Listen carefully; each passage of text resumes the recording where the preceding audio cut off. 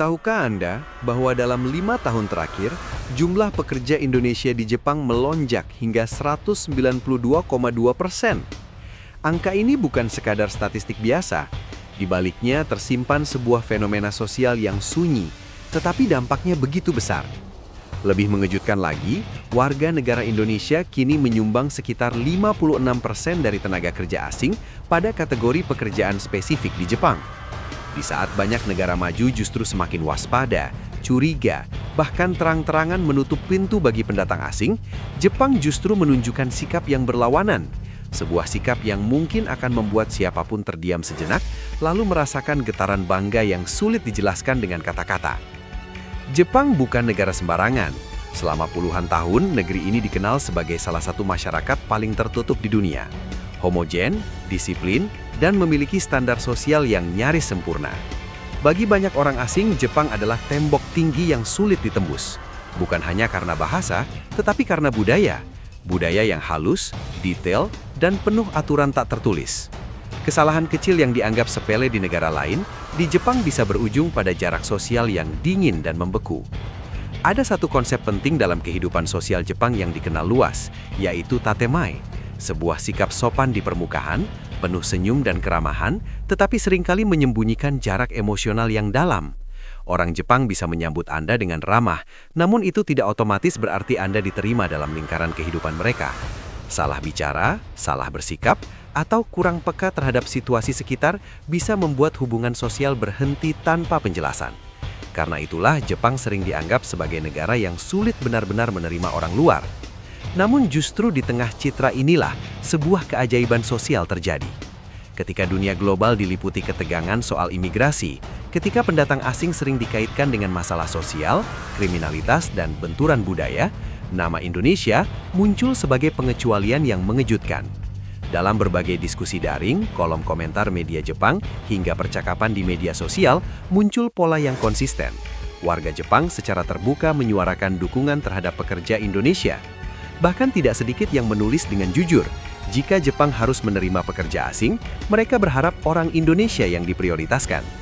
Pernyataan itu bukan propaganda, bukan pula hasil kampanye pemerintah. Itu adalah suara masyarakat biasa. Suara yang lahir dari pengalaman langsung, dari interaksi sehari-hari di pabrik, di ladang pertanian, di panti jompo, dan di lingkungan tempat tinggal. Pertanyaannya kemudian menjadi sangat menarik. Mengapa Indonesia?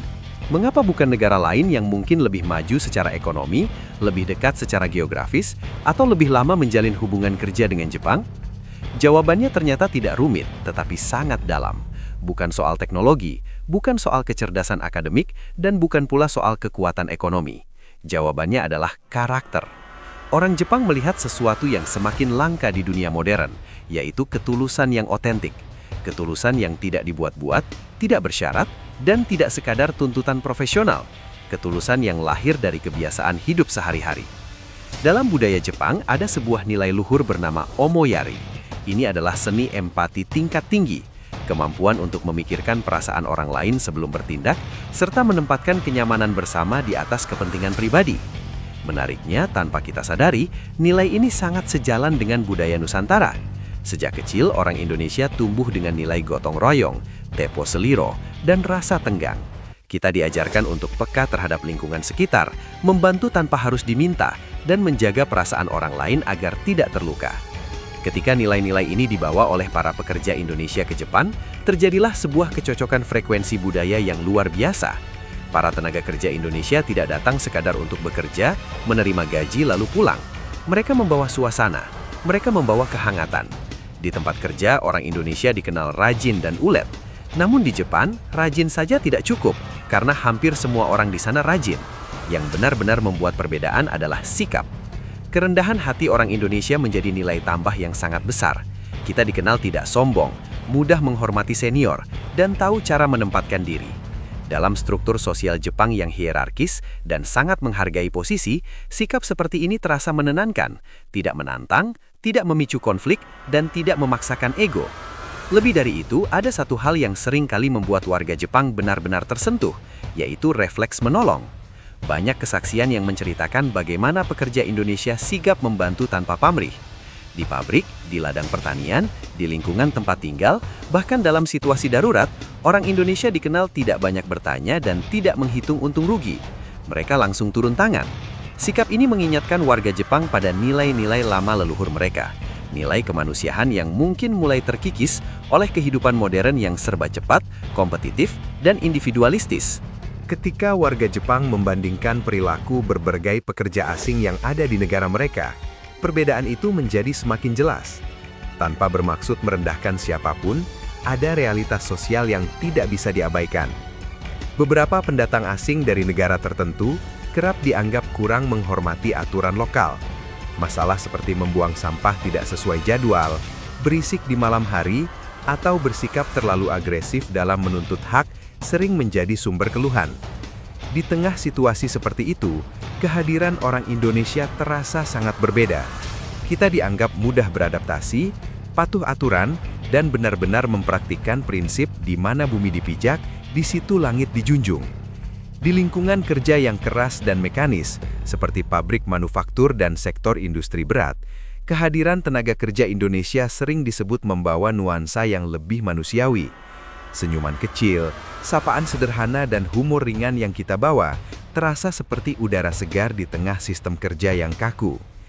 Di sektor perawatan lansia, kesan itu bahkan terasa lebih dalam. Perawat Indonesia dikenal sangat sabar, penuh empati dan memperlakukan orang tua Jepang bukan sekadar sebagai pasien, tetapi seperti keluarga sendiri. Bagi warga Jepang, ini bukan hal sepele. Jepang adalah negara dengan populasi lansia yang sangat besar, dan isu kesepian menjadi masalah sosial yang serius. Ketika para lansia merasa diperlakukan dengan hangat dan penuh kasih, dampaknya bukan hanya pada kesehatan fisik, tetapi juga pada kondisi emosional mereka. Seiring waktu, hubungan antara masyarakat Jepang dan tenaga kerja Indonesia pun mengalami perubahan. Awalnya mungkin hanya sebatas hubungan profesional, namun perlahan, hubungan itu berkembang menjadi ikatan emosional. Orang Indonesia tidak lagi dilihat sebagai orang asing atau sekadar pengisi kekurangan tenaga kerja akibat menurunnya populasi usia produktif Jepang.